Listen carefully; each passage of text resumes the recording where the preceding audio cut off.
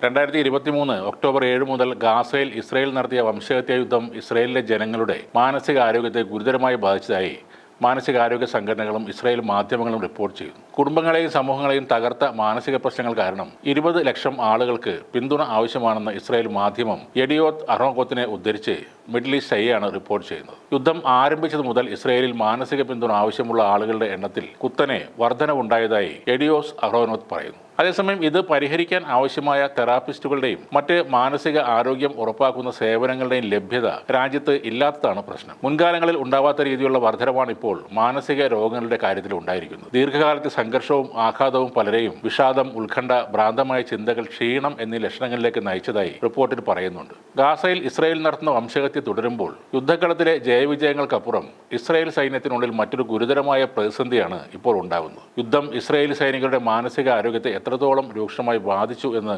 വ്യക്തമാക്കുന്നതാണ് Israel പ്രതിരോധ മന്ത്രാലയം പുറത്തുവിട്ട ഏറ്റവും പുതിയ കണക്കുകൾ. ചികിത്സ തേടുന്നവരിൽ ഭൂരിഭാഗവും യുദ്ധം നേരിട്ട് ഏൽപ്പിച്ച മാനസിക ആഘാതങ്ങളിൽ പെട്ടുപോയവരാണ്. ഇസ്രായേൽ പ്രതിരോധ മന്ത്രാലയത്തിന്റെ കണക്കുകൾ പ്രകാരം യുദ്ധത്തിന് ശേഷം മാനസിക പ്രശ്നങ്ങൾക്ക് ചികിത്സ തേടിയ സൈനികരുടെ എണ്ണം 85,000 ഉയർന്നിരിക്കുകയാണ്.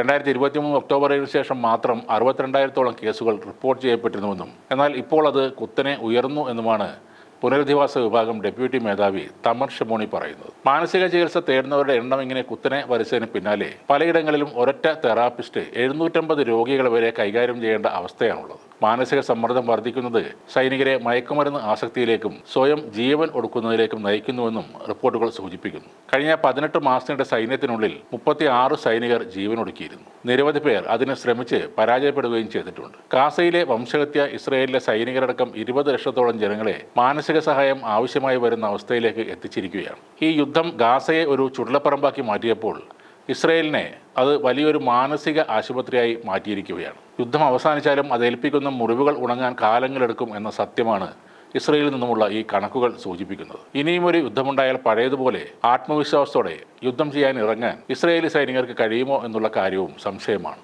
യുദ്ധം വിജയിച്ചു എന്ന് ഇസ്രായേൽ പ്രധാനമന്ത്രി ബെഞ്ചമിൻ നെതന്യാഹു അവകാശപ്പെടുമ്പോൾ ഇസ്രായേലിനുള്ളിൽ നിന്ന് സമനില തെറ്റിയ ആളുകളുടെ കൂട്ട നിലവിളി ഉയരുകയാണ്. സൈന്യത്തിനുള്ളിൽ മാത്രം മനോനില തകരാറിലായ 279 പേരാണ് ജീവനൊടുക്കാൻ ശ്രമിച്ചത്.